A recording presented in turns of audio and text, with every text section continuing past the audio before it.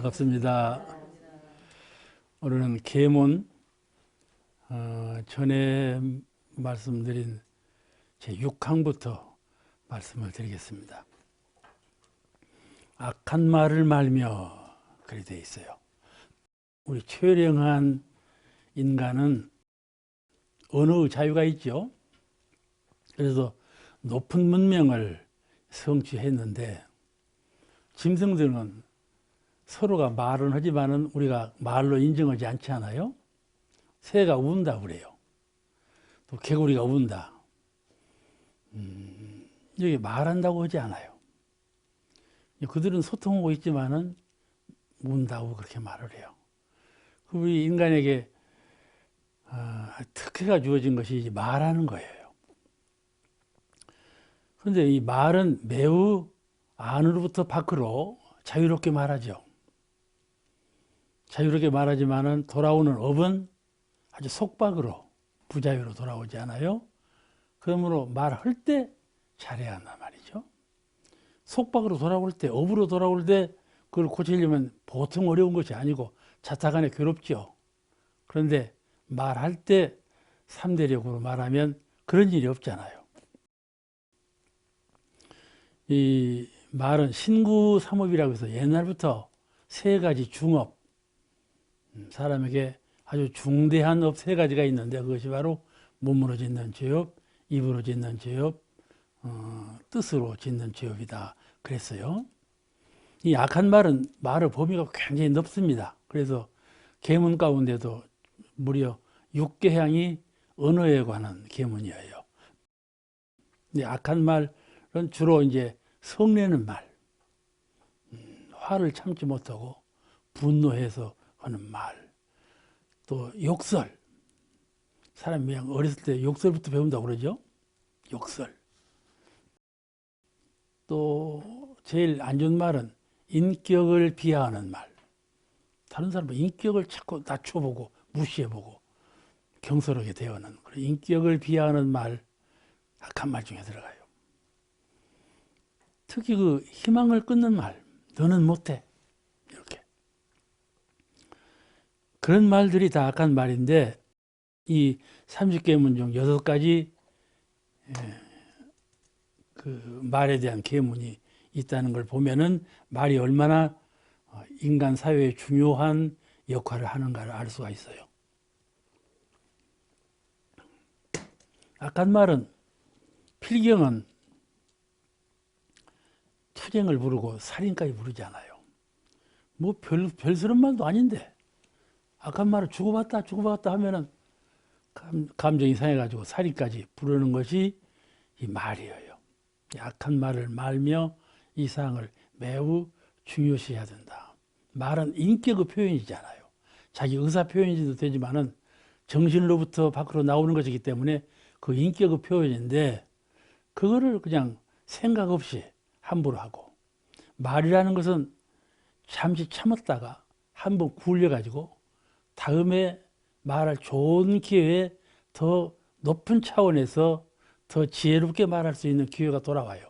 그런데 즉흥적으로 말을 하면 반드시 실수가 되고 결함이 생기죠. 그냥 한번 참아서 둥글리고 이렇게. 그런 연후에 말하는 것이 참 효율이 높아요. 말이라는 것은 조금 잘못하면 해독으로 돌아오고 조금 잘하면 은혜로 돌아오고 그런 차이가 있기 때문에 매우 신중해야 될 문제지요. 그 다음 연고 없이 쟁투를 말며 싸우지 말라는 것이죠. 세상이 참 시끌시끌하지 않아요. 가정도 시끌시끌한 가정이 있고 자꾸 싸웠어 이렇게. 그러면 안 맞지요. 좋은 사이들에도 조그마한 일로 자꾸 시비를 벌리고 자꾸 싸웠어 하면 그 사이는 벌어질 건 당연하지 않아요? 말싸움, 말로 싸움을 시작하죠. 사람은 처음에 기로 싸우거든.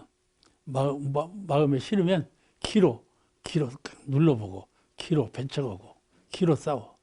그러다 이제 안 되면 이제 말로 내놓고 말로 싸워. 그러다 안 되면 이제 몸으로 싸우고.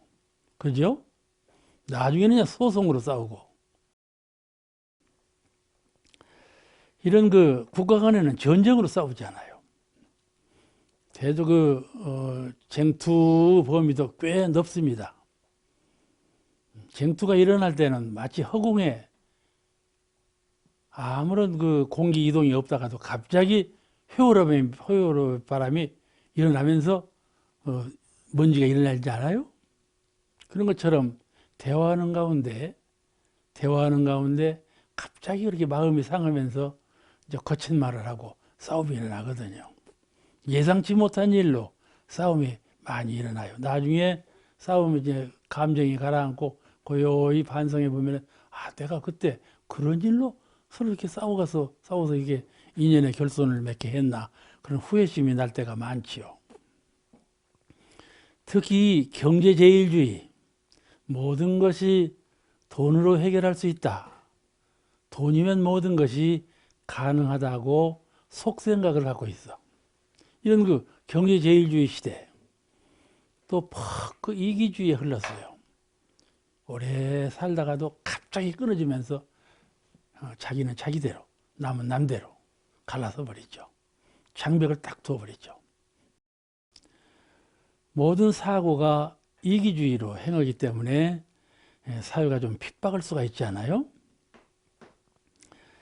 그래서 이제 서로 싸우는 그런 사회를 만들고 서로 싸우는 그런 나라를 만들어가고 이렇게 되죠. 이 경제제일주의, 이기주의 이것을 잘 타파해야 쟁투를 말 텐데 그런 경제적인 사회, 이기적인 사회 속에서 싸움을 않는 거 이것이 현명한 것이죠. 누구든지 싸울 환경에 처했지만 싸우지 않는 마음의 신법, 마음을 수양, 연구, 취사의 사막으로 돌려가지고 마음을 더 밝게 넓게 확충해가지고 싸우지 않는 신법. 왜냐하면 인과의 원리를 철저히 깨달은 분은 그 경계를 어떻게 하면 잘 넘길까 하고 생각하는 것이죠. 또 경계가 돌아오기 전에 내가 그에게 대할 때 존재이 되었기 때문에 그런 경계가 가급적이면 안 돌아왔다 할지라도 그런 싸울 수 있는 경계를 싸우지 아니하고 문제를 해결하는 방향으로 충분히 할 수 있는 마음의 여유를 갖고 사는 것이 얼마나 좋은 일이겠어요. 또 이 사회가 경쟁사회, 너가 이기냐 내가 이기냐, 우리가 상념에 이겨야 된다. 세상이라는 것은 무슨 일을 해도 이겨야 한다. 이런 마음을 갖고 있어요. 사실로 그렇지 않아요? 이겨야죠. 지면 안 되잖아요. 질 수가 없어. 그냥 부모 심경에 자녀가 한번 누구하고 싸우더라도 이겨야지. 지면 안 되는 거야. 그러잖아요? 내 심경으로도 내가 무엇을 이겨놔야지 안 되잖아요? 세상이 경쟁 사회야. 그러니까 승자가 되어야 되는데 승자가 되려면 쟁투가 필연이다 이 말이죠. 정신적으로 싸움이 일어나. 내가 너한테 져? 하고 싸움이 일어나죠. 경쟁 심리에 의해서. 이 승자가 되어야 돼요. 그 쟁투를 해야 된다고는 이 필연적인 사고, 싸워야 한다는 사고, 이거를 비워버려야 돼. 경쟁사회에서 반드시 싸워서 이긴다고 하는 이 상념을 비워버려야 한다. 싸우지 않고 이기는 길로 나아가야 그 길이 정당한 길이고 피운 보은하는 길이다 이 말이죠. 그래서 이게 이해와 합의, 협력, 이해가 없음으로써 싸움이 일어난 것 아니겠어요? 또 합의해야만 무슨 일을 이루어가는 것인데 그런 묘략, 좋은 방법을 못했기 때문에 싸우고 협력체를 이루지 못하고 갈라서는 것이죠. 갈등하고. 그러니까 이해하고 합의하고 용서하고 배려하고 그 점. 용서하고 배려하고. 용서라는 것이 참 어렵잖아요. 내가 마음이 아픔이 없으면 용서가 안 돼. 그렇지만은 그럴 때 사고를 잘 해야 하는 것이죠. 용서하는 일처럼 나를 자유롭게 하고 나를 행복하게 하는 일이 없는데 사람들은 용서하는 것처럼 큰 고통이 없다 이렇게 생각한단 말이죠. 이걸 한번 크게 전환을 해야 돼. 그래서 이 용서하고 배려하고 이런 것들을 통해서 화합하고 평화를 이루어가는 거, 이것이 그 연고 없이 쟁투를 말미의 계문주왕의 의의인 것 같아요. 사막으로 돌려서 생각하고 또 우리가 늘 말하죠. 지은 보은, 보은으로, 불공으로 합리적인 승자가 되는 거예요. 승자가 되되 싸워서 승자가 되는 것이 아니고 보은 불공으로 또 배려하면서 남을 이해하고 협력을 구하면서 그러면서 승자가 되는 이런 합리적인 승자가 되어야 되지 않겠어요? 이 연고 없이 쟁투를 말미암아 이 뜻은 그런 뜻인 것 같아요. 연고가 또 있거든 말이에요. 쟁투를 말미암아 했어야 되는데 쟁투는 안 해야 되는 것 아니에요? 근데 여기다 연고를 또 왜 붙이셨냐 하면은 나라에서 전쟁이 일어났을 때 피침자가 있을 것 아니에요? 그러면 의로운 일에 항거해야 되니까는 그럼 뭐 싸워야 되죠. 그러니까는 아주 옛날에도 국가적인 전쟁이 일어날 때 승려들이 나서서 싸웠잖아요. 이런 것은 연고에 해당되지 않겠어요? 단체에 여러 대중이 있는데 그 단체에 아주 공적으로 큰 피해를 입을 때 저쪽에 피해를 입지 않도록 당당하게 싸워야 되겠죠. 그러니까 이 예외 사항이 있어요. 나 개인에게 말고 내가 가까운 가정에 국한된 일 말고 공익으로 많은 대중이 모인 단체 또는 국가 이런 데서 싸울 일이 있으면은 정당한 일에는 싸워야 한다는 말씀이죠. 그래서 연고가 붙어 있는 것 같아요. 그 다음 제8항 공금을 범하여 쓰지 말며. 공금 이 매우 중요한 계문이죠. 공금을 되게 사람들은 뭐라고 하는가 하면 눈먼 돈이라고 그래요. 눈먼 돈. 눈이 멀었으니까 얼마든지 갖다 쓴다 그 말이죠. 법을 속이고 어떻게 하면 저 공금을 빼낼고 그 연만만 하거든. 그러니까 세상이 이렇게 복잡하고 서로 송사가 일어나고 그러잖아요. 요즘은 옛날에는 고발이라는 것이 별로 없었어요. 고발 정신이 고발한다고 하면은 별로 안 좋은 걸로 알았어요. 차차차차 고발 정신이 아주 좋은 걸로 등장했어요. 고발해라. 어지간한 것은 참고 그냥 묻어놓은 일로 봤는데 요즘은 조그마한 일도 고발해버려요. 그러니까 밝은 세상이 되는 것 같아요. 응? 고발하니까 묻혀두면 안 되겠으니까 고발하는 것이죠. 특히 공금을 봄에 썼을 때 고발이 많이 들어와요. 공금을 생명처럼 지키는 공인, 그런 사람이 되어야 되지 않겠어요? 공금을 생명처럼 지키는 공인. 그런가 하면은 과연 그 눈먼 돈처럼 어떻게 하면 속여서 쓸까? 이렇게 사사로운 그런 사람이 있는 그런 유형, 두 가지 유형이 있어.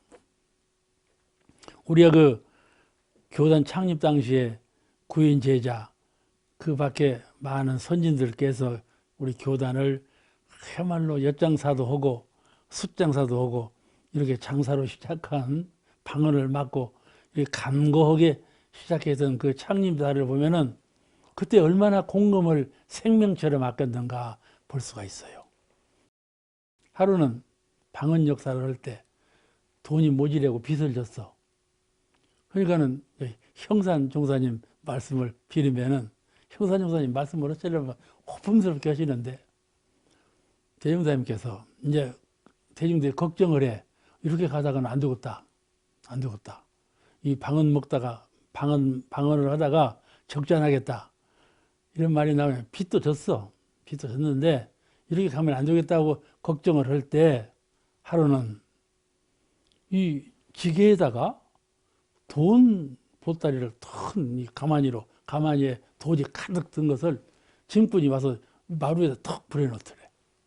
마루에 턱 불어넣어. 보니까 돈이야.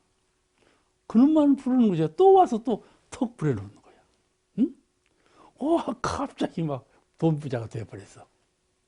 돈부자가 돼버렸는데 그때 그 보신 제자 이름을 내가 잊어버렸어요.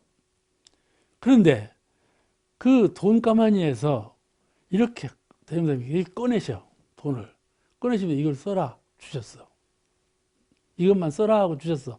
이렇게 큰 가마니 몇 개 놔두고는 그걸 받으셨는데 나중에 보니까 그 돈이 장부에 있는 장구하고 똥 맞는 돈이야.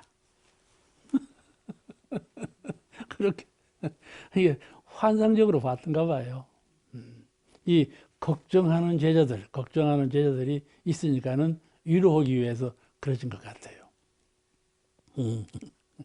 그렇게 아주 간곡하게 방언 역사를 하고 모든 일을 추진해 왔어요. 이제 공금이지요. 공금을 하는 것은 공금이 뭐입니까? 공익단체, 국가 이렇게 여러 대중이 함께 해서 이 세상을 국가 사회를 문명하게 하는 그게 공공기관 아니에요? 공공기관이죠. 그런 공공기관을 발전시키는 기금으로 공금을 육성하는 것인데 단체도 한 단체의 기금이 있잖아요.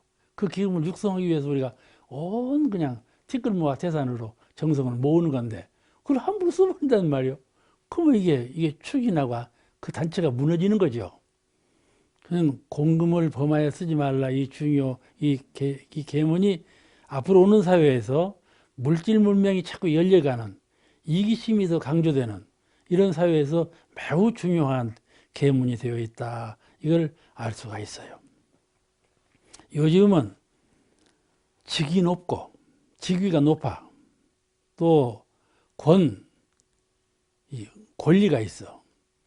여기 많을수록 공금을 그냥 눈먼 돈으로 알고 막 쓰거든요. 그래가지고 이제 보면 텔레비전에 보면 높은 사람들이 다 걸려 들어갔잖아요. 저런 사람도 그런 공금을 썼나 이렇게 의심할 정도로 단위도 그냥 단위도 1,000억이 넘는 단위를 말하려니까 어마어마해서 당초에 무슨 말인지 알아들 수가 없어. 그렇게 됐단 말이에요. 세상이 공공기관, 공공시설, 공공단체 이 발전은 이 문명사회의 청사진이에요. 그런 기관과 그런 단체가 말에 비루 먹듯이 말에 비루가 먹으면 죽어요. 그 총부에서 소도 키우고 호말도 키웠어요. 호말을 키웠는데 그 호말이 비루 먹어서 죽었어요. 그래서 갖다 묻었거든요. 이 비루라는 것은 안 보여 눈에. 근데 그것이 균이거든. 하고 털을 다 갉아먹어. 하고 그냥 털 벗어자고 죽어버려요. 그러듯이 이 공공단체의 것을 이렇게 갉아먹기 시작하면은 호말도 죽는 것처럼 단체가 쓰러진단 말이죠. 불지품 20장에 이런 말씀이 나와. 대종사님께서 조성광, 전엄광을 함께 데리시고 저 남중리, 지금 남중동? 남중리 산책을 나가셨어. 소나무 몇 그루가 아주 아름다운, 소나무 아름답죠? 있으니까 이제 송광님이 아름다운 소리여, 저 소를 총부 교당으로 가서 심어놨으면 좋겠다. 그러니까 대종사님께서 그대는 어찌 이렇게 소견이 좁은가? 응? 좁은 안목으로 보는가? 교당이 여기가 교당이요. 교당이 여기요. 교당과 여기가 둘이 아니다. 그러죠? 천지를 볼 때 우리는 여기하고 저기하고 다 나눠보잖아요. 그죠?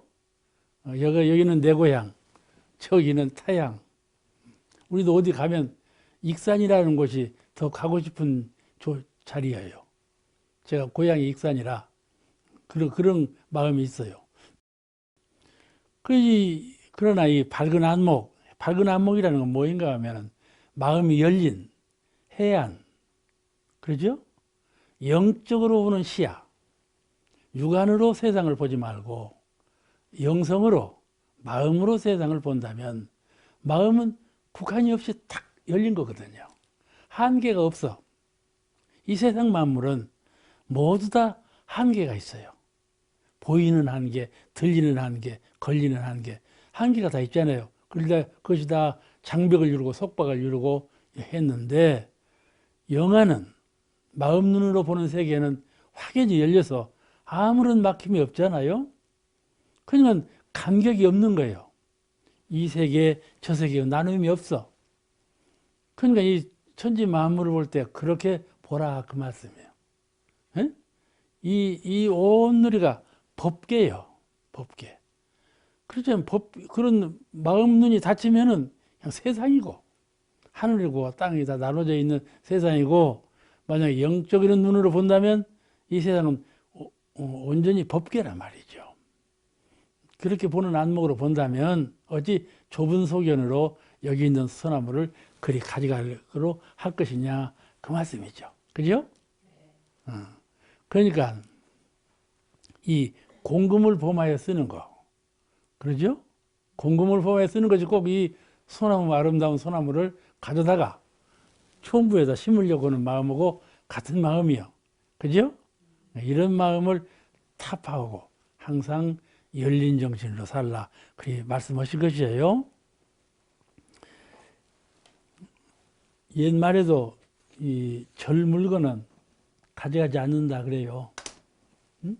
절의 물건은 안 가져가. 절도 귀한 물건이 많이 있어요. 근데 그 물건은 안 가져가. 왜 안 가져가는 거니? 가져가면 손해를 봐. 그리고 딱 머릿속에 박혀 있어. 모든 대중이 절 물건을 가져가면 큰 손해 본다. 여기 박혀 있어. 그래서 산에서 내려오는 짐승은요, 잡아먹으면 큰 손해 봐요. 그런 일이 비일비재 많아요. 눈이 많이 왔을 때 노루가 내려오잖아요. 그런 노루는 안 잡아먹어요. 동네 사람들이요, 청년들이 막 잡아먹으려고 해도 어른들은 절대로 못 잡아먹게. 내가 장수교당에 교무로 있을 때 눈이 가까이 와서 노루가 내려온 거예요, 마을로. 이러는데 청년들이 막 잡으려고 하는 거야. 그러니까 어른들은 절대로 못 잡게 하더라고. 그러는 것처럼 그 잡으면 큰 재앙이 돌아온다 이렇게 알아요. 재앙이 돌아온다. 꼭 그와 같이 공금이라는 것은 가져갔으면 이로운 것 같아도 아주 큰 재앙이 나를 모르게 돌아온다. 그걸 잘 알아야 돼요. 우리 원불교 교단도 중앙총부의 각 부서에 재단이 있잖아요. 그죠? 재단이 있고. 또 이제 청문회, 여성회, 보험공회, 또 단체에 다 있잖아요. 그런 그 기금을 잘, 옛날처럼 잘 아끼고 발전시켜야 되지 않겠어요? 그런 걸 강조하신 말씀이에요. 공금을 범하여 쓰지 말며. 그 다음에 9개 조항. 연고 없이 심교간 금전을 여수하지 말며. 심교간, 마음을 서로 나누고 마음으로 서로 믿고 사는 사이, 그 사이에 금전을 여수하지 말아라. 금전 주고받지 말아라. 그 말씀이거든요. 그러니까 어떤 분은 서로 믿는 사이일수록 금전을 주고받아야 세상을 살지, 어떻게 믿는 사이에 주고받지 말라는 말이냐, 이런 분도 있어요. 그런데 이제 이 친한 사람끼리 큰 돈을 빌려주거나 물건을 담보해서 서로 갑배신방하는 경우가 많아요. 정년퇴임해가지고 돈을 좀 목돈이 있잖아요. 그럼 의뢰인이 그걸 꿔달라고 하는 거야. 그리고 그걸 노리는 분이 있어요. 그걸 잘 알아야 돼요. 그리고 더 친절하게, 더 믿음덕스럽게 접근하는 거예요. 한 1년, 2년 전부터 접근해. 그럼 목을 보고, 그래서 그 목이 돌아오면 딱 배신하고 돈을 가져가 버리거든요. 그러잖아요? 그런 일을 나는 많이 봤어요. 나는 교화계에서 많이 근무했기 때문에 그 심교간 금전을 생각 없이 그냥 믿음으로, 아 그러려니 하고 여수하는 것은 이렇게 큰 실패를 본다.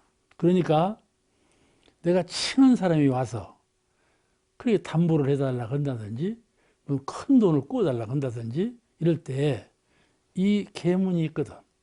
이 계문을 말하고 마음을 돌리게 하는 거예요. 그죠? 당당하게 말할 수 있어요. 이 계문이 있는데 계문이 있어서 난 그리 못한다. 이렇게 하는 것이죠. 그죠?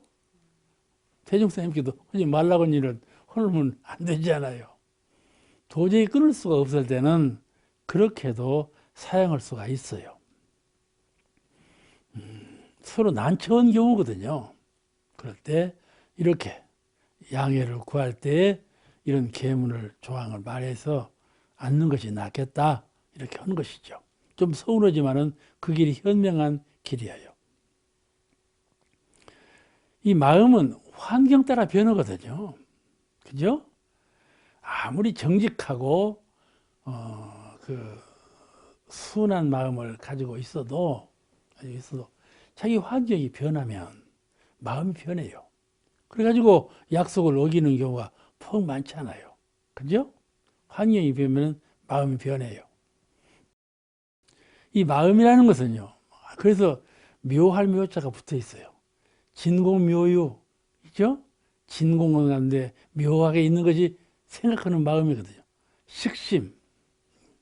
근데 묘자가 붙었어. 그렇게 묘한 작용을 해요. 마음이라는 것은. 우리가 마음을 매우 중요하게 아는 것은 마음이 이 육체에 딱 걸려서 생각하는 마음이 이 안입이 설신의 육군에 딱 걸려 있으면 그건 중생이에요. 그죠? 이 생각하는 마음이 성품으로 딱 붙었어. 그건 불보살이죠. 그죠? 그러니까 금방 불보살 되었다가 금방 중생 되었다가 그래요. 우리 마음이 여기 붙었다 그러거든요. 오래 붙어 있지 못해요. 마음이 좌선할 때도 그러잖아요. 청정한 그 영기의 세계에 가만히 마음을 붙여놓거든요. 이 환한 천지의 영기의 세계, 큰 우주 대자에는 이 그 축에 마음을 딱 붙여놓아서 그 좌선을 시작하죠. 시작하면 그대로 가야 될 것 아니겠어요? 그런데 호련히 바람이 일어날지 마음이 일어나거든요. 식심이 일어나요. 그게 마음은 그렇게 묘한 거예요. 내 마음은 좌선했으니까 이런 청정일심을 그대로 보림하리라. 이렇게 생각하고 있지만은 뜻밖에도 내 마음하고 정반대로 다른 생각이 일어나고 새벽에 일어나는 밤까지 간다고 그냥 생각이 계속 든단 말이죠. 그러는 경우가 있어요. 좌선 막쳐버리는 거이죠. 그렇잖아요? 이렇게 내 생각하고는 마음이 뜻과 같지가 않아. 그러죠?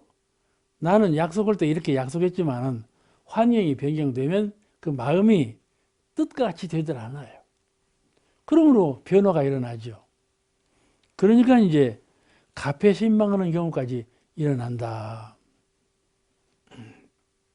그래서 연고 없이 심교간에 금전을 여수하지 말라.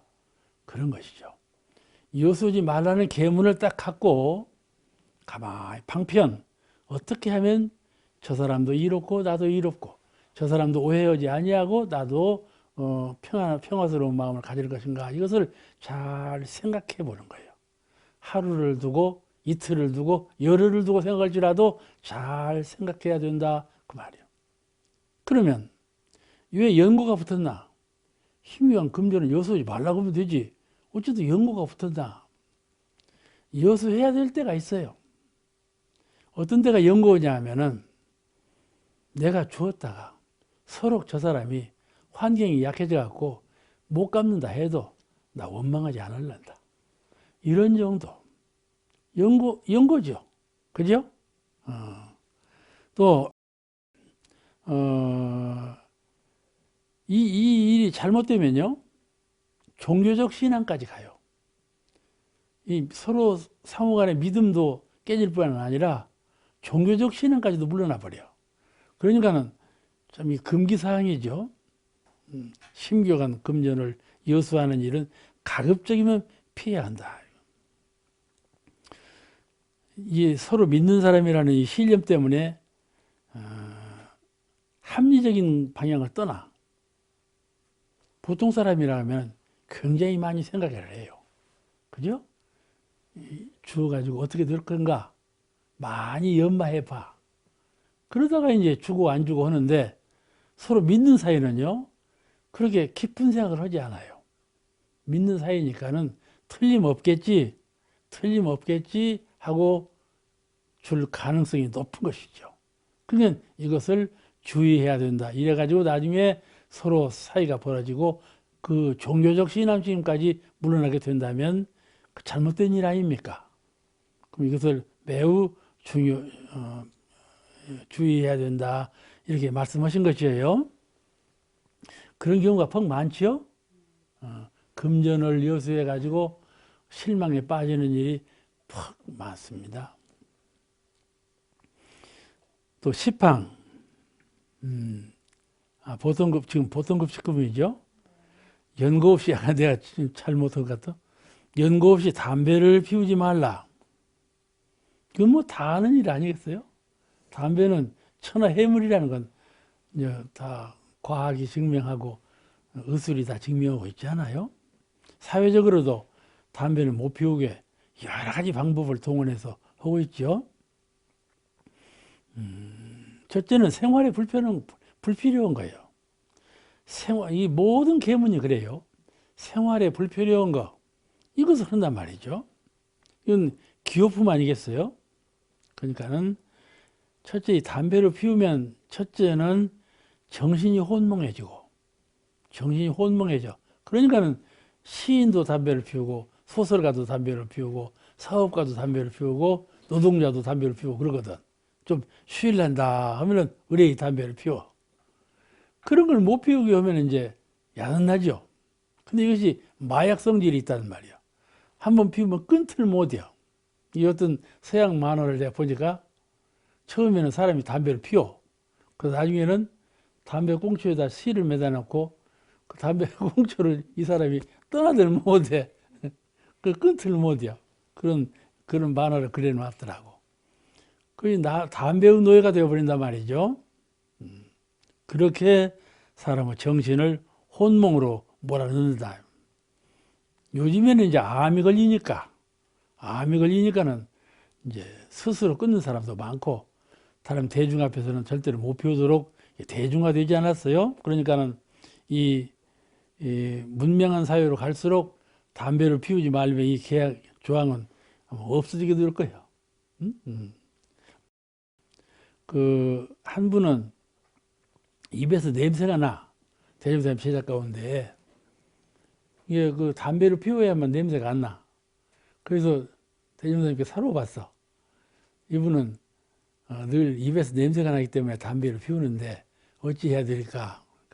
피우라 해라. 그걸 허가가 줬단 말이에요. 그러니까 이게 연고예요. 그런 연고는 아주 희귀한 일이죠. 희귀한 연고지만은 그래서 여기도 연고 없이 담배를 피우지 말라 그거예요. 왜냐하면은 담배는 지금까지 옛날부터 관습화되어 가지고 누구든지 담배를 다 피웠단 말이죠. 그리고 아주 그냥 저신적을 그 습관으로 점여들어 있는 것이기 때문에 그냥 단번에 끊으려고 한다면은 이게 잘 안 되잖아요. 연고를 붙이신 건데 담배는 백해무익한 거예요. 이것은 나중에는 이런 사람들이 지각이 열려가지고 스스로 담배를 끊을 거다 그렇게 생각을 해요. 자, 그러면 그 다음 제2절 특신급 식계문. 이제 그 보통급 식계문을 일일이 다 지켜가지고 누구든지 보아도 그분은 보통급 식계문 정도는 다 끊었다. 이 정도 이해가 되는 분, 그런 분은 특신급 식계문 조항을 다시 받아가지고 지킨다 하는 것이죠. 이제 논리적으로 말할 때는 이런 것이고, 우리가 계문을 받을 때는 30계문 다 받죠. 받아가지고 다 고루 지키는데 아주 제일 우선적으로 끊어야 될 것은 보통급 식계문에 규정되어 있는 것부터 우선적으로 끊어야 중계를 면하는 것이죠. 중죄를 면하는 거예요. 이 특징급 식계문은 보통급 식계문을 다 잘 지킨 연후에 지키는 사람으로서 특징급 식계문을 더 차원 높게 받아들여 지키고자 하는 사람이 지키는 계문이에요. 근데 보통급 식계문은 개인에 관한 거예요. 개인에 관한 개인적으로 해야지 말해야 될 것. 이 특징급 식계문은 상호간에 사람과 사람 상호간에 서로 지켜야 될 계문이 주로 줄을 이루고 있어요.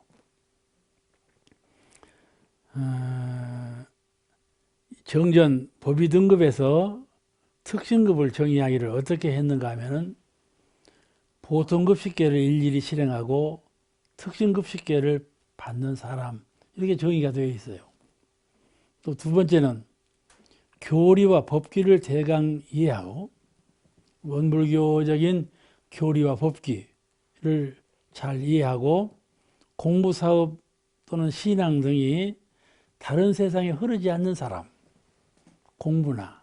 공부하는 것도 공부는 아주 필수로 꼭 해야 된다는 신념이 탁 섰어. 그러죠? 공부를 하다 말다 이렇게 아니하고 꼭 해야 된다는 신념이 선 사람. 또 공부가 그러고 또 이 사업도 공도 사업은 반드시 필요한 거다. 이런 신념이 서 있는 사람. 또 생활과 사업, 이 생활과 신앙 생활 이런 모든 면에서 바꾸지 않아. 이렇게 신앙의 축이 선 이런 사람으로서 받아 지켜야 될 계문. 그것이 바로 이 특징급 식계문이에요. 그 첫째 조항이 공중사를 단독히 처리하지 말며 이렇게 되어 있어요. 공중사를 단독히 처리하지 말며. 이 참 많죠. 이렇게 공중사 단독히 처리하는 일이. 그죠? 공의 없이 가정일도 부부간에 서로 의논하고 또 가족끼리도 의논하고 이렇게 해서 가족이 다 공감하는 가운데 이 일을 추진해 간다는 말이죠. 그럼 가족이 전부 즐겁죠. 옛날 가부장 제도로 아버지 한 분이 탁탁 결정해갖고 나간다는 말이에요. 그러면 불만 있는 일이 있어도 그 불만을 나타낼 수도 없고 일이 잘못되는 경우가 돌아와도 아무도 책임지는 사람이 없어. 그렇게 되면 안 되지 않아요? 공의 없이 가정이나 단체도 그렇고 국가 등의 공중사를 단독히 처리하지 말라 그런 말이에요. 처리하는 경우가 퍽 많습니다. 왜냐하면은 개인의 의견을 다 들어보자면 단체도 반대되는 단체의 의견을 들어보면 정치도 그러잖아요. 반대되는 당의 말을 들어보자면 그 일을 못 얻었어. 기연이 이제 못 오게 하고 수정하게 하고 그러니까는 단독 처리를 하려고 여러 가지 방법을 생각한단 말이죠. 집안일도 그래요. 집안일도 이거 막 꺼내놓으면 누가 반대하고 누가 반대하겠다. 그러면 이제 독재를 쓰는 것이죠. 그런 경우가 퍽 많죠. 이 공중사를 단독히 처리하지 말라 계문조항으로 딱 정해놓은 것이에요. 그래야만 지자본의의 생활이 돼요. 이렇게 서로 공의를 나누면서 내가 이번에 책을 발행할 때에도 제가 다 구상해서 해놨거든요. 이제 출판사에서 이렇게 하면 좋겠습니다. 의견을 들으니까 훨씬 책이 좋아지고 또 이제 출판사에서 온 것을 원로원에서 그냥 공개를 했어. 이렇게 흘란다. 그러니까 여러 사람이 의견을 모으는데 훨씬 더 책이 좋아졌어. 하지만 내가 생각했던 것보다도 최선을 다해서 했지만은 훨씬 좋아지더라고. 이와 같이 지자본이요. 여러 사람의 지혜를 모으면 아주 훌륭한 최정한 것이 나온단 말이죠. 그것이 공의예요.